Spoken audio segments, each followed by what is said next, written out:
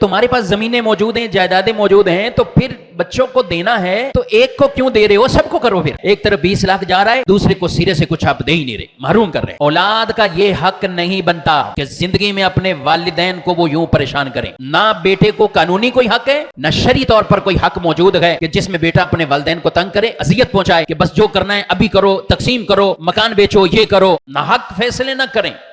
اللہ نے مال دیا ہے، اس کے بڑے حق بھی رکھیں، اولادوں سے متعلق بھی حق رکھیں۔ رسول مکرم صلی اللہ علیہ وسلم کے پاس جب ایک آدمی، کسی صحابی نے یہ عرض کی کہ حضور میں اپنے ایک بیٹے کو کچھ زمین باغ میں سے کچھ دینا چاہتا ہوں، تو حضور صلی اللہ علیہ وسلم نے ارشاد فرمایا دوسرے بچوں کو بھی دے رہے ہو؟ کہ نہیں، ان کو نہیں دے رہا ہوں، صرف انہی کو دے رہا ہوں۔ تو ارشاد فرمایا ظلم پر کسی اور کو گواہ بناؤ، مجھے نہ بناؤ، یعنی کسی اور کو گواہ بناؤ، میں ظلم پہ گواہ نہیں بنتا۔ کہ جب تمہارے پاس زمینیں موجود ہیں، جائیدادیں موجود ہیں، تو پھر بچوں کو دینا ہے تو ایک کو کیوں دے رہے ہو؟ سب کو کرو، پھر سب کے اندر تقسیم کرو۔ اور رکھا شریعت نے یہ حکم، بہتر حکم یہی ہے کہ برابری اس میں کر دو۔ آپ زندگی میں ہے نا، وراثت نہیں ہے، زندگی میں ہے، وراثت نہیں۔ وراثت کا تعلق مرنے کے بعد ہے، آنکھ بند ہوگی تو وہ بنتا ہے وراثت۔ زندگی میں جو دیا جاتا ہے یہ بنتا ہے گفٹ، تحفہ، یہ وہ ہے اپنی اولاد کو دیا جا رہا ہے، تو پھر برابر دے دو۔ اگر کوئی والد چاہتا ہے کہ جتنا بیٹے کو دوں اتنا بیٹی کو، اچھی بات ہے، ایسا بھی کرے۔ لیکن اگر وہ یہ چاہتا ہے کہ بیٹے کو دگنا دے دوں، بیٹی کو آدھا دے دوں، کیونکہ مرنے کے بعد بھی اسے آدھا ملنا ہے، تو یہ کر سکتا ہے، والد کو یہ اختیار ہے کہ یہ کرے۔ لیکن یہ اختیار نہیں ہے والد کو کہ وہ اپنے ہی مال میں سے بعض کو دے اور بعض کو سرے سے کچھ نہ دے، محروم کر دے کہ میں نے اس کو نہیں دینا، یہ نہ کرے۔ یہ خود غیر شرعی ہے کہ اس کا فیصلہ ہوگا۔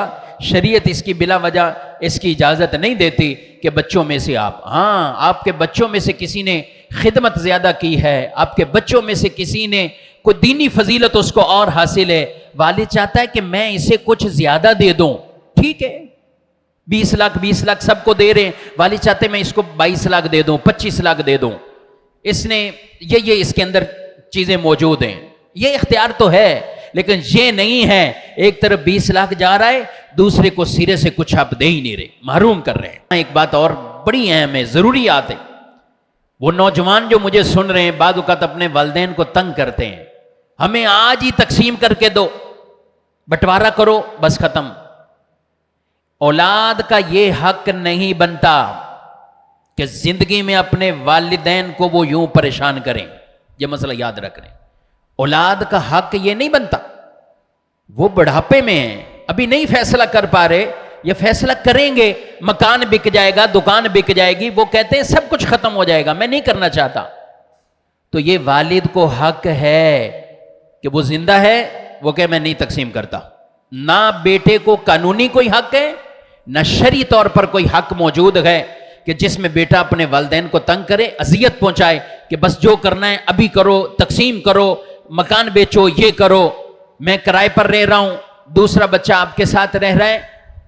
تو بھئی یہ کوئی اس طرح کے اعتراضات نہیں ہو سکتے۔ والد اپنے مکان میں رہ رہے ہیں، رہنے دو ان کو، وہ اپنی دکان چلا رہے ہیں، چلانے دو، ابھی نہیں تقسیم کرنا چاہتے، شریعت نے ان کو پابند نہیں کیا کہ تقسیم کرو، لیکن جو والد کرنا چاہتے ہیں کہ ہمارے بعد لڑائیاں نہ ہوں، ہمارے بعد یہ فساد نہ ہوں، تو پھر جو شریعت نے حق جیسے رکھا ہے، شریعت نے جیسا کہا ہے، تو پھر اس کے مطابق ان کی تقسیم کر دیں۔ پھر اپنی سمجھ، اپنی عقل کو یا بیچ میں نہ لے کر آئیں کہ میں نے ایسی تقسیم کرنی ہے جو شریعت کو قابل قبول نہ ہو، جس کی شریعت اجازت نہ دیتی ہو۔ تو میں نے دونوں طرح کی باتیں بیان کی۔